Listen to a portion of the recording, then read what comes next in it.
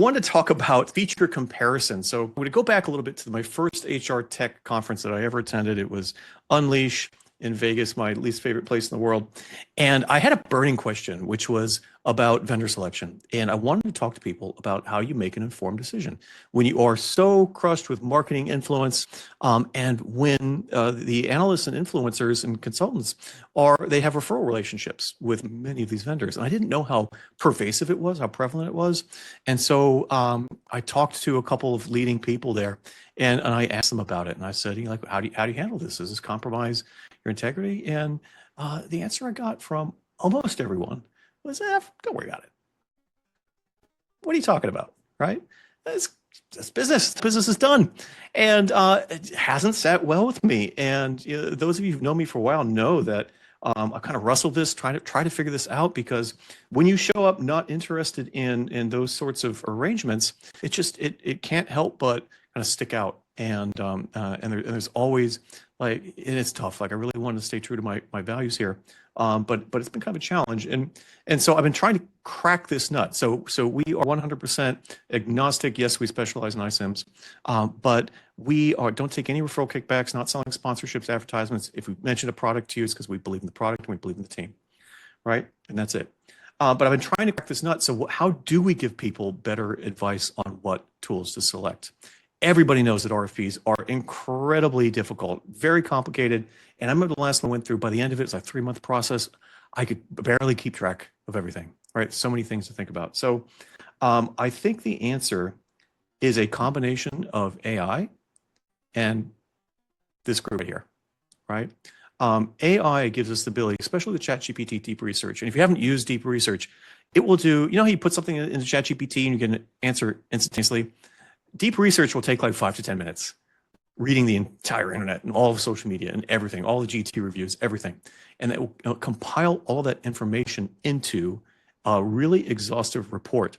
And so a couple of months ago, I did this comparing iCIMS to all the one-stop shop solutions.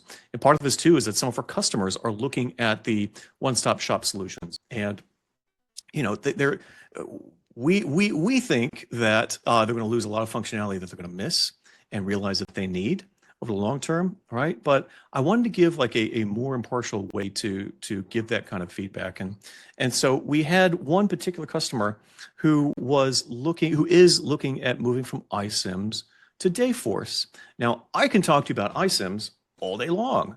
I don't know diddly squat about Dayforce. To be totally candid, I don't know the first thing about Dayforce, right? I know something about ADP because I did do the ADP ATS about 5 or 6 years ago, right? But who does know is AI. And so what I did is I used that deep research. So it's 100 pages of research on the different ATS solutions.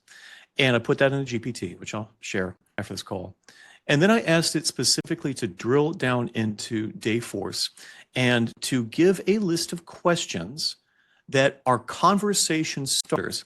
I am not saying that this is authoritative, and it helps us kind of keep this consultative distance. I'm not saying that this is 100% accurate. I don't know, right? It's simply a list of questions to ask, right? So we've got our methodology outlined here that I just explained. And then we have just questions to ask, right? Ask Dayforce this and see what they say. Maybe this is wrong.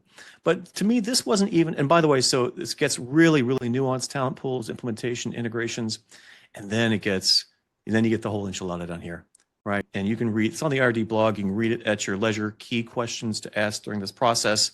You can find it by going to resources and then vendor selection.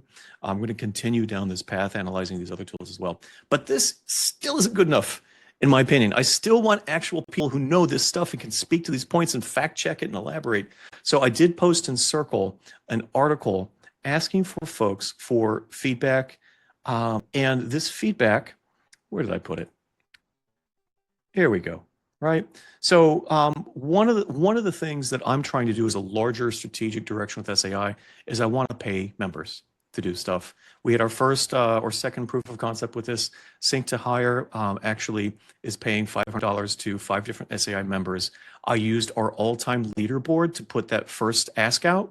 But another direction that I posted about before is RFP Advisor, right? Like I've really been trying to crack this nut of feature comparison and vendor selection for 5 years now, and I think it's coming together. So what I'm going to do is, if we're getting some traction with this, I want to reach out to folks who've indicated on their profile.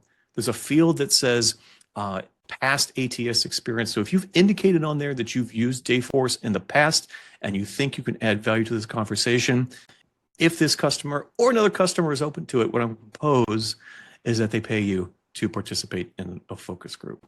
That, I think, to me, blends both artificial intelligence and human intelligence to transform the way that companies are making software decisions. I know that so many of us have been frustrated by leadership making decisions, not being fully aware of the context and the actual features that are going to be lost, right? This is an opportunity to leverage the hopefully impartiality of AI combined with human perspective to help inform those decisions. We're going to do ADP next, and then we're going to do Workday, and be a series of articles with 5 or 6 leading HCM vendors. Because a lot of customers right now, our budgets are tight, and they're thinking about, well, maybe we don't actually need a robust ATS. Generally speaking, I think if you did need a robust ATS, you still need it, right? And you just need to get more value out of it.